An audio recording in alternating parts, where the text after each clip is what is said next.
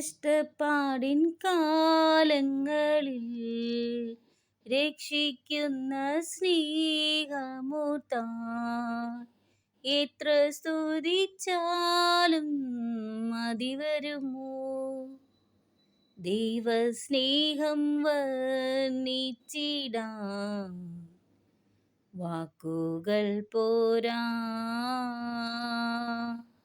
നന്ദി ചൊല്ലി തീർക്കുവാനീ ജീവിതം പോരാ.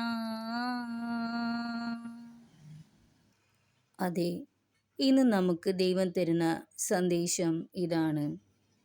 പ്രഭാഷകൻ 2-ാം അധ്യായം 10 മുതൽ 11 വരെയുള്ള വാക്യങ്ങൾ.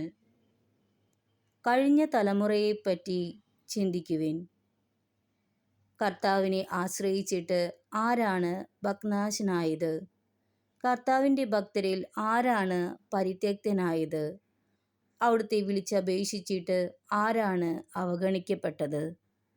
കർത്താവ് ആർദ്രഹൃദയനും കരുണാമയനുമാണ്. അവിടുന്ന് പാപങ്ങൾ ക്ഷമിക്കുകയും കഷ്ടതയുടെ ദിനങ്ങളിൽ രക്ഷയ്ക്കെത്തുകയും ചെയ്യുന്നു. നമുക്ക് നമ്മുടെ ദൈവത്തെ ആശ്രയിക്കാം. നമ്മുടെ കർത്താവിനെ നമുക്ക് സ്നേഹിക്കാം. നമ്മുടെ ദൈവം, നമ്മുടെ രക്ഷകനായ ദൈവം നമ്മോടൊപ്പമുണ്ട്. ദൈവസ്നേഹം വർണ്ണിച്ചിടാൻ വാക്കുകൾ പോരാ.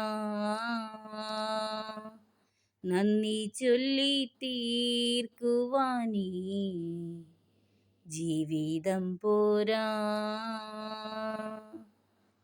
കഷ്ടപ്പാടിൻ കാലങ്ങളിൽ രക്ഷിക്കുന്ന സ്നേഹമോർത്താൽ എത്ര സ്തുതിച്ചാലും മതി വരുമോ.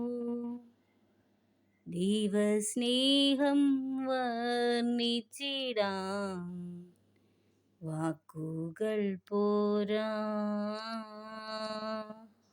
നന്ദി ചൊല്ലി തീർക്കുവാനീ ജീവിതം പോരാ.